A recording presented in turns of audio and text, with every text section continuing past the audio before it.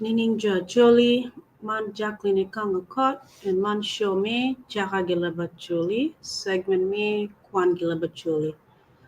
Um, Man session 20, but I did continue topic mingo, ta, your death, and grieving. Okay, process to me grieving, your kidma chuli tigi customing money, handle, log me ta, kono ta me ting, ta me ching, tool. Okay. I can't remember Kakwana Lawo. Tell back on Lawo. So I skip a day. Uh, so let me read a little bit more. Lawo Maja abore topic me ngane. Kidma ano ikarama chon luiko dana nono kumuno monero di bu. Kadong ni ngani lukman mi yigo dan ge sanduke obino ge 18 nyo jomati foreign countries gikilo lukman mi yigo dan ge sanduke ko chaka using sanduk ma bindang lo umu ino na kuno ge choa gum lo kerini debu lo kunya bulo gen lo kerini manong dano use sanduk lo chanduk which is the right way me wajina glaba chola ya ko dong ati adanya dong Dule pori, the same dule mulumita, a bit of kakwana no ta pien. Let me know if I'm pronouncing this correctly, but pronouncing it wrong. Ta pien. Is it Pyen? Pien. Is it pien? And why is it called pien? Please drop your comments under this video. I want to understand. Okay. Wumajagi Kenyu, Iduluman, section me Topian. Well, you could understand Lukman and done it on the next paragraph after Lukman me go down and Sanduke. Page 528. Warga Nama Mia Beach Kipira we boro. The chawning on it. Later the chawning. Okay.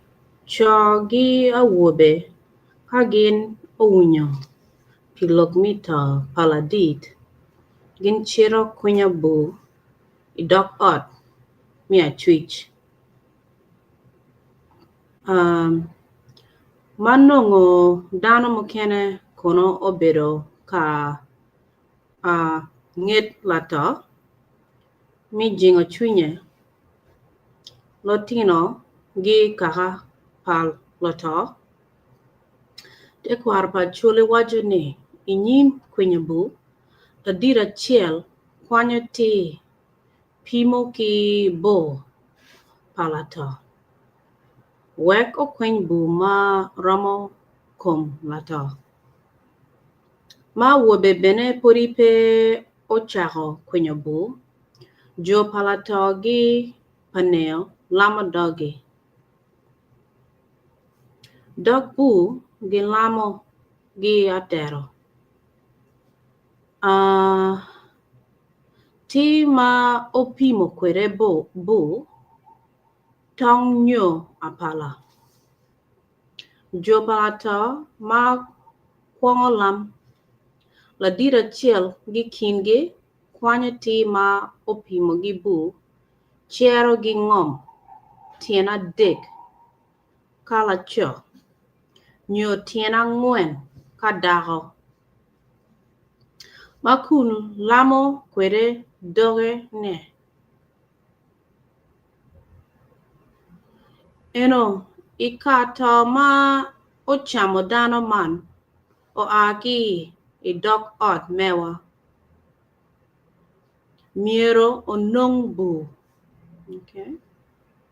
En kwanye dong tir man bolo piny. Ka ngara chiel ki kin paneo. Dok kwanyo ti man chiero gi ngom. Tiena dik kala cho nyo tiena ngwen kadaho. Makun lamo kwere dohane. Eno kata ma ochamo dano man o a gi I dok ot mewa. Miero onung le yat. En kwanyo timan bolo piny. Okay. So ka jo paneo gilamo doggi ni ko kunyo bo nung le yat kamunu to megi nyo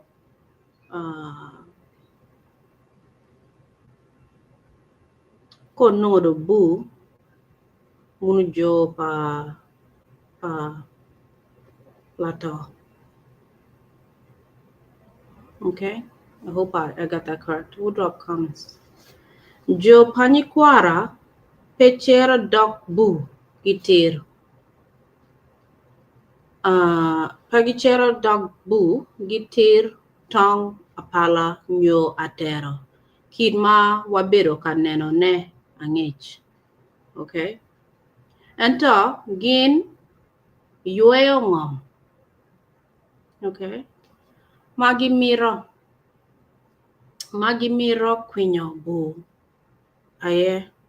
Okay. So jo panye kwar gindo gi yueyo ngom ajue before gi kwinyo bu. Munu custom together. Okay. Ka koro oriang nyo gi owak. Ma nongo jo paneo gi jo pawego lamo dogi kid ma wabero kaneno ne malo kany. Okay. Iloba chuli dano yigo kom lato idok ot ka lato man obero lacho gi yigo itung la twitch.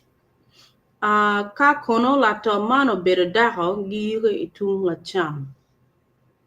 Chi achuli makwo itim wili town. Okay. Giro kum lato ka gamente nyo kuma omio bod luak lep munu lungo ka yik man cemetery. Okay, kinwa bir ka wajene nongo jo ma bir tim yilgin cemetery. Okay. Manok kany cho donyo ka winyo bu. No, I'm sorry. Manok kany cho donyo ka kwinyo bu. Kwinyo bu petero wang chawa maduong. Pien teach me kwinyo bu. Kwinyo bu cho gia wobe lo cho aloha.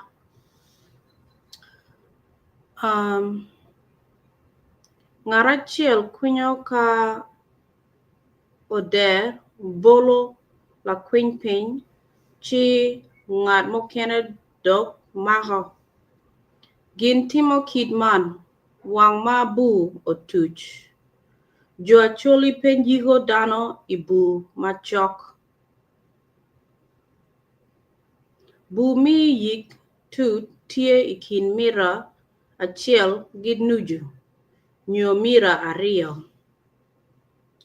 Pieni loba chuli lato gigo idok ot. How? That's just unallowable. Okay, I might have to stop. I didn't know I was using so much battery power. Pien ilobachuli lato giro idok ot. Dong lato kape o yiro ibu ma tie matut. Weho mweje kero dano waho kipajo. Okay, so it has to be deep. Let me see, what's the percentage? 6%. So Choctaw. I'm going to read one more paragraph. I'm not going to finish today either, okay? Only 10 minutes today, guys. Kato man kono ada bino gi bod pawero, ginongo bu kid ma gino lamo. Ento, kato man kono obino gi bod paneo, chi ginongo leyat, kid ma gin bene olamo. Ikar mo kene dano nongo ni, wala dano nongo leyat gi bu. Ka mano time man nyurni to obino gi dok ot ario man duju. Dok ot mi paneo gi dok ot mi pawero. Tien ma po dano ka gin tie ka kwinyo bu, gin nongo le yat nyo bu keken. Ikara mo kene dano ped nongo bu nyo le yat kaman o time dong nyuru bot kahane to man piyo bino ki bot paneo nyo ki bot jo pawero to man o bino gi wao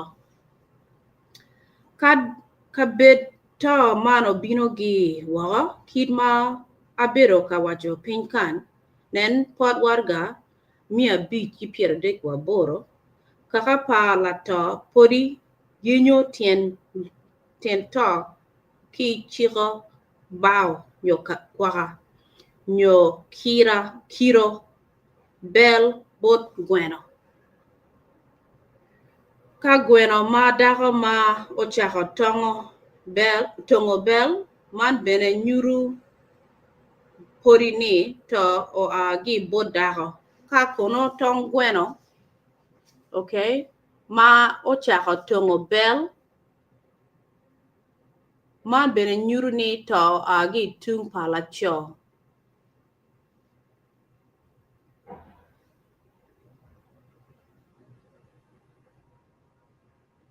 okay wabi neno la chieni dul man kid ma kaka yenyo kwede tien to iyo ma parapat te kwar pa chuli wajni ka dano pe onongo le yan nyobu chigi no nongo kiri ma nyuru bot kaka ne kaka palato ne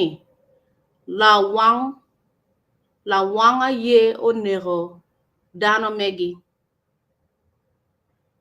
pien kiri iche kwar pa chuli ochungo pe no what kwar pa chuli ochungo pi lawang I don't know what that means you guys drop your comments aboro canteen page 529 mia bg piera riwa bongan I'll read again tomorrow or another day drop your comments Mancha Gilabacholi segment Mikwan Gilabacholi and Jacqueline Kang of Court. Thank you. Have a good night, good evening, good morning. Take care.